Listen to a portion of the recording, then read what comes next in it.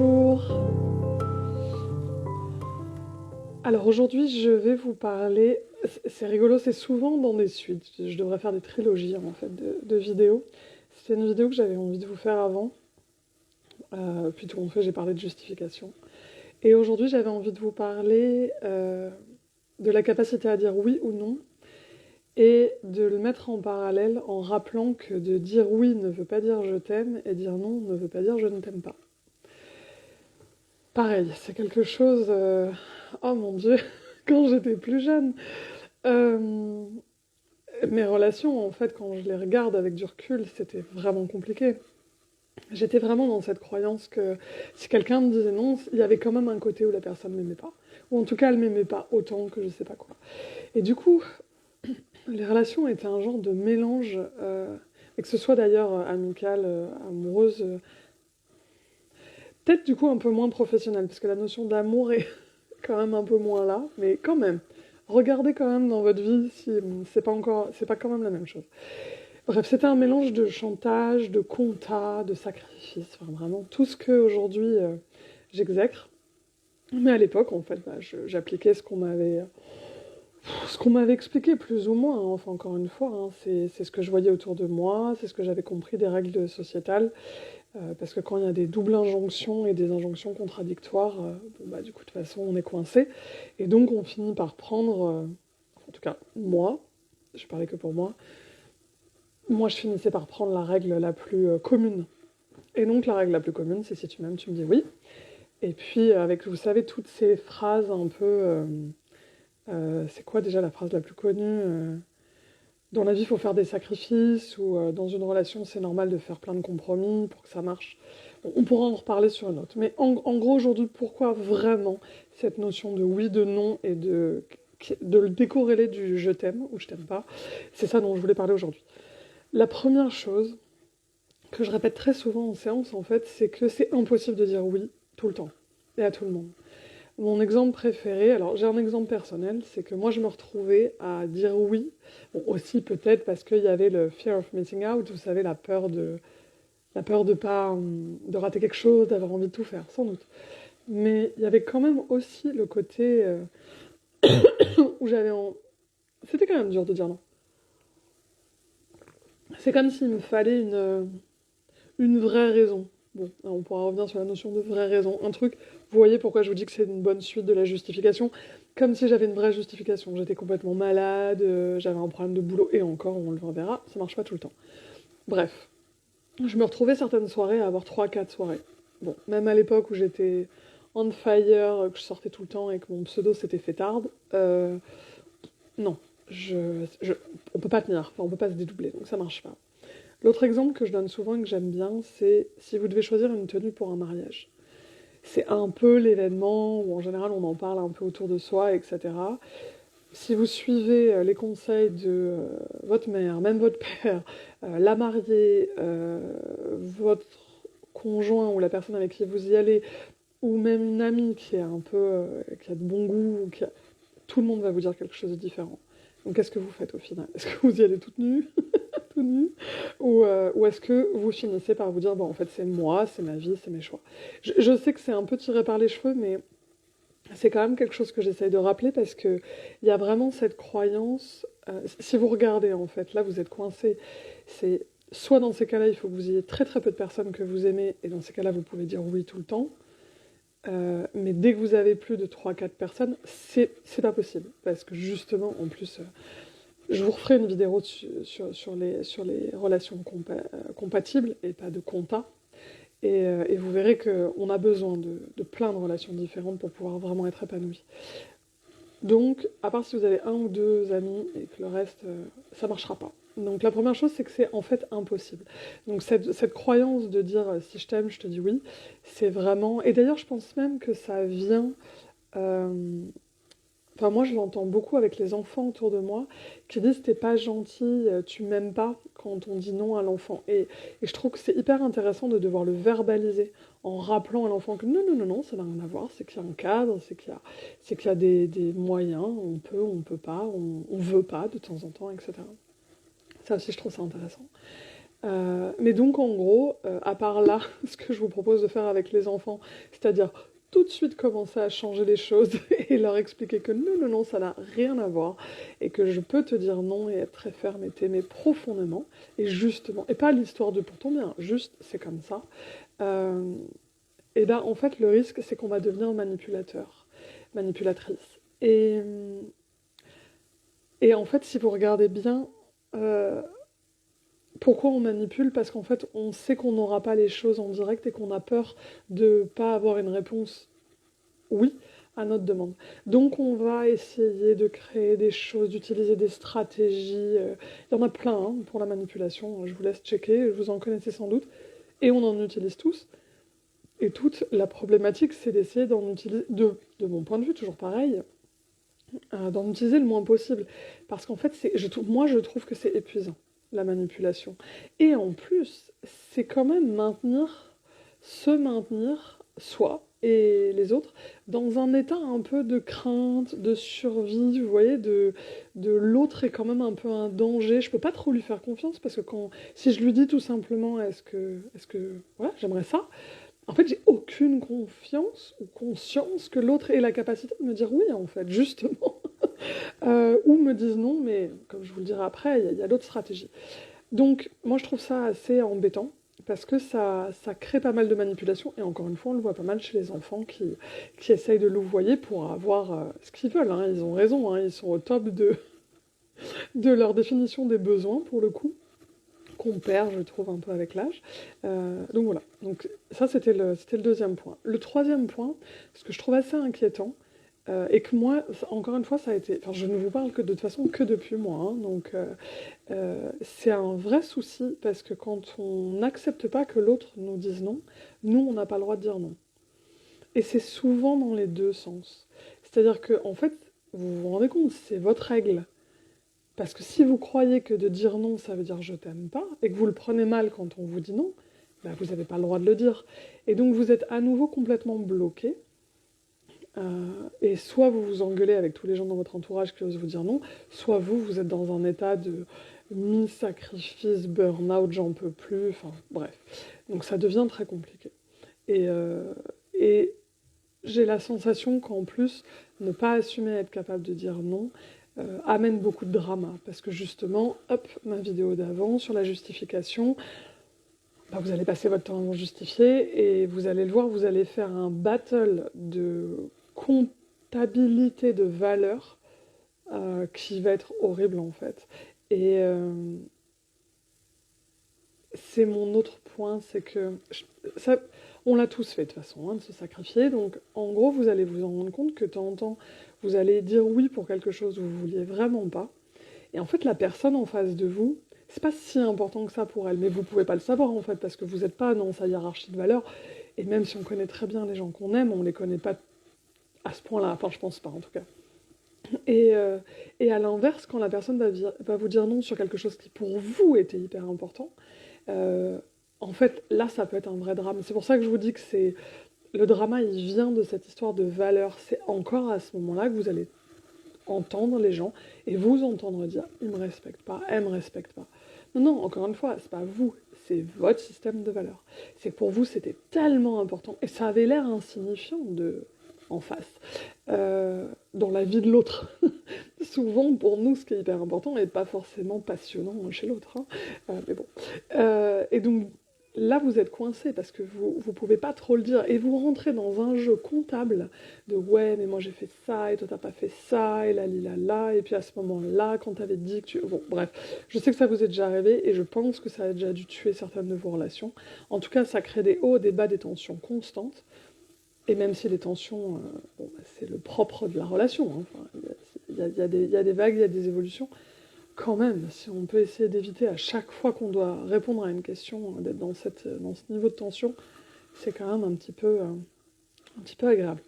Euh, L'autre point qui va un peu dans cette logique de comptabilité, justement, pas être compatible, mais être des comptables de l'amour, c'est que j'ai souvent vu qu'au bout d'un moment, on fait payer l'autre. Quand on est bloqué à l'intérieur de soi, et qu'on est persuadé que si on dit oui à l'autre, ça veut dire je t'aime.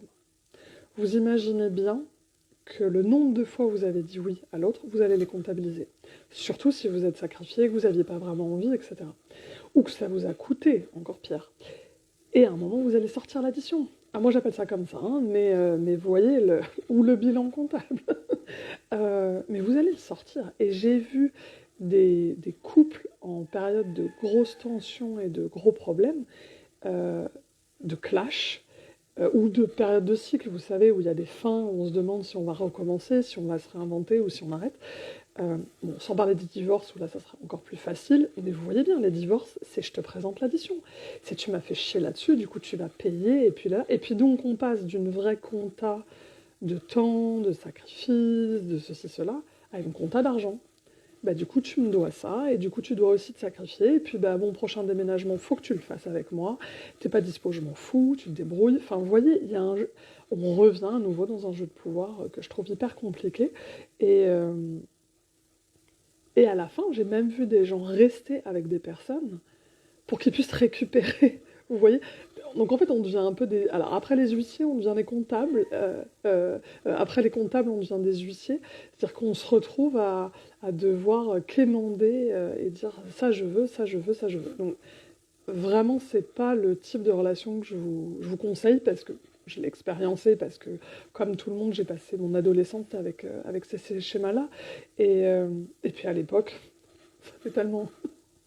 Ça fait vieille sage de dire ça, mais bon bref, à l'époque on parlait pas autant de relations, la notion de compatibilité, je l'ai découvert il y a pas longtemps, donc voilà, c'est ce qu'on appelle le chantage affectif en fait, hein, c'était un peu la base, quoi, hein, puis c'était comme ça, et puis comme je dis, quand on aime on se sacrifie. Donc en fait ça marche pas du tout, et donc pour moi on reste pour les mauvaises raisons, et encore une fois, soit on est en relation, soit on est des comptables, mais pour moi c'est pas c'est pas le même job, et c'est pas la même énergie. Donc pour moi, c'était pas... Voilà, aujourd'hui, c'est carrément plus OK.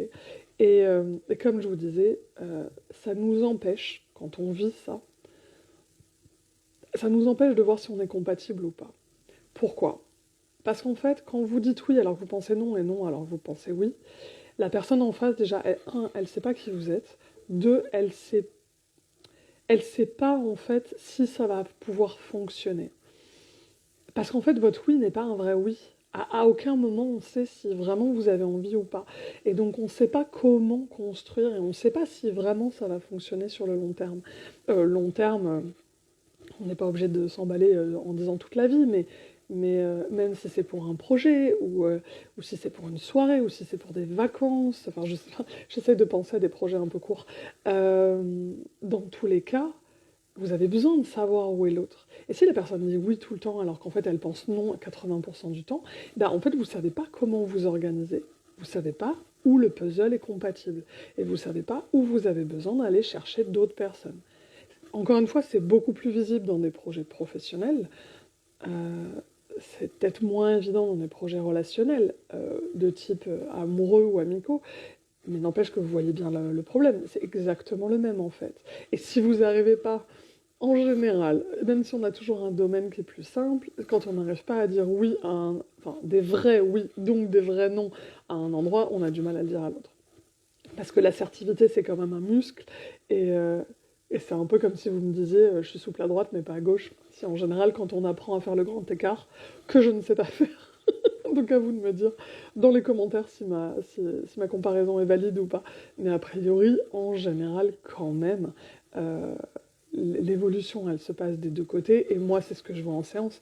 Quand on débloque quelque chose à un endroit, vraiment dans l'être, dans cette capacité, dans cette authenticité, dans cette confiance, cet alignement qu'on a à l'intérieur de soi, très très souvent, ça a des conséquences sur tout le reste. Heureusement. Vous imaginez sinon le nombre d'heures qu'il faudrait.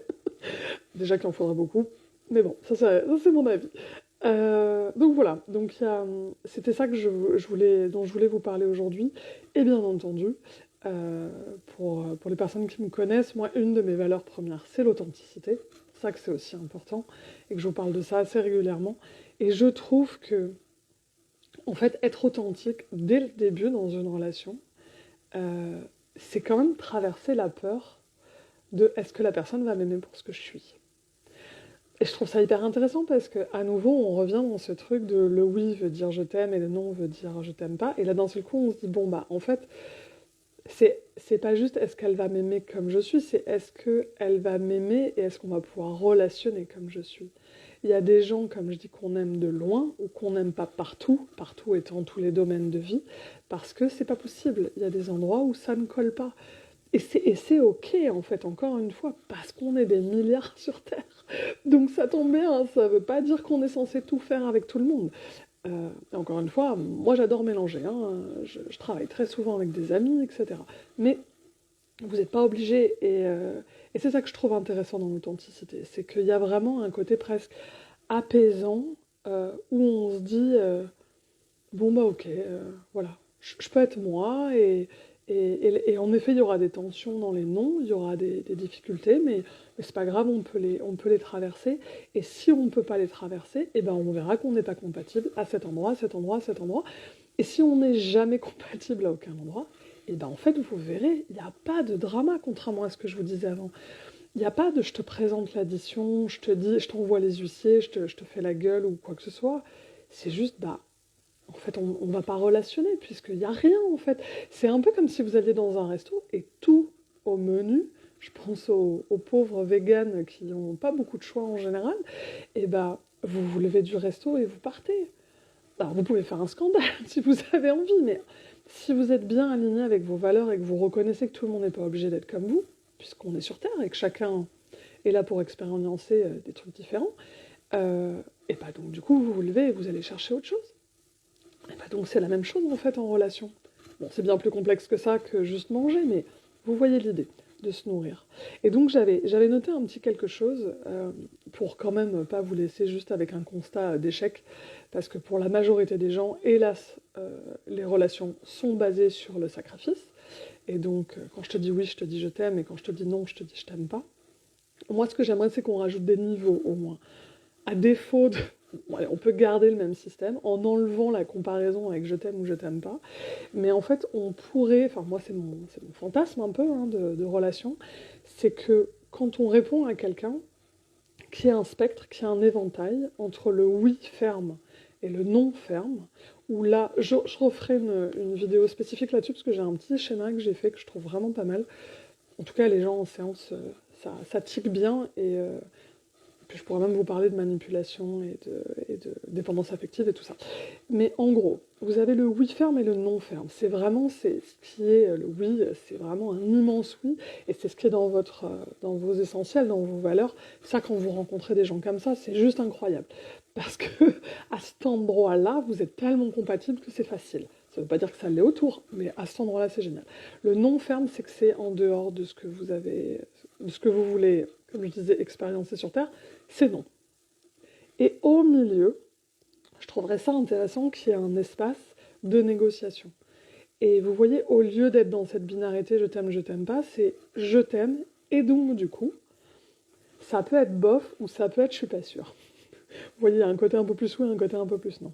Et c'est là où ça devient intéressant parce qu'en fait, c'est que de la créativité, du coup, la relation. Alors, ça demande vachement de temps, les gens qui connaissent et qui ont expériencé. Et coucou les personnes qui se connectent et qui sont en couple depuis longtemps et qui m'inspirent, parce que bah, ça, c'est la preuve que on y arrive à un moment, on se met à table et on est obligé de créer, on est obligé de tester des choses, que ce soit si on est entre le bof et le pas sûr. Et on se dit, bon bah ok, oui bien sûr, mais on va essayer de trouver des nouveaux arrangements, on va essayer de trouver des manières de fonctionner, on va les tester, on va voir ce que ça va donner, et on va voir si on va vers le oui ou vers le non. Alors, sur le papier, ça a l'air hyper simple, dans la vraie vie, je veux dire, la vie du quotidien, c'est pas évident parce que ça demande du temps de se poser, et ça demande à chacun d'avoir fait le travail, euh, alors avec ou sans thérapeute, hein, c'est vous qui voyez, c'est plus facile avec quelqu'un qui vous fait un jeu de miroir, mais de toutes vos valeurs, de tout ce qui est essentiel pour vous et tout ce qui est interdit. Et donc vous avez déjà votre gamme, donc bon, là j'ai pas assez de post-it, là, je suis pas dans mon espace d'habitude. Vous avez votre chez vous, l'autre a son chez vous, et ça vous permet de savoir à quel endroit vous allez pouvoir vous retrouver. Si c'est comme ça, bon, bah, c'est juste ce que je vous disais, c'est oui, oui, mais si de temps en temps c'est tout petit, et bah, c'est là où il va falloir être super créatif sur les contours et bien précis pour qu'il n'y ait pas cette sensation de se faire avoir et de se faire manipuler. Et d'accepter en fait que l'autre nous dise non, c'est un vrai immense cadeau de reconnaître en fait que on va pouvoir créer quelque chose d'autre. Et je trouve aujourd'hui, en tout cas moi avec les gens avec qui je suis dans mon entourage, alors je vais pas dire que plus je dis non, plus et plus je dis à la personne de... Excusez-moi, j'ai un appel en même temps, ça m'était jamais arrivé. J'espère que vous entendez pas le petit bip. Oui, donc plus j'ai la capacité à dire non à quelqu'un, plus j'ai la sensation que je suis capable de l'aimer. Vous voyez, c'est presque l'inverse, parce qu'en fait, ça me met dans un lieu, dans un état de telle sécurité où je sais que même mon oui d'avant va pouvoir être transformé, va pouvoir être ajusté, va pouvoir être modifié. Et j'ai la sensation à nouveau qu'il n'y a pas de conditions à... Enfin, il y a les valeurs qu'on a choisies ensemble, hein, mais que c'est pas conditionné par rapport à mes actions, mais plus par rapport à mes valeurs et à quelque chose de plus grand, peut-être un peu plus flou, mais qui fait qu'au quotidien, c'est beaucoup plus ajustable et modifiable et créatif. Et donc, du coup, puisqu'on est des êtres cycliques et que nos besoins vont bouger, moi, ça me rassure dans ma capacité d'évolution et ma capacité d'être reçue telle que je suis. Voilà, c'était la réflexion du jour de Philoplète. J'espère que ça vous donnera envie peut-être d'être une mi-philosophe, mi-pipelette comme moi et d'en parler autour de vous, de revoir un peu les bases de vos relations et puis tester de recevoir des vrais oui, de recevoir des vrais non ou de les donner. Qu'est-ce que ça fait? Je sais que c'est des exercices en groupe qui sont assez émotionnants, donc n'hésitez pas à le faire avec des gens avec qui vous avez vraiment confiance et avec qui vous vous sentez bien, et comme ça vous permettra peu à peu de le faire envers des cercles, voilà, avec des personnes moins proches, et vous ne savez pas comment la personne va le recevoir, mais au moins vous serez installé dans votre authenticité, ça sera beaucoup mieux. Voilà, c'est tout pour aujourd'hui, je vous souhaite une très très belle journée.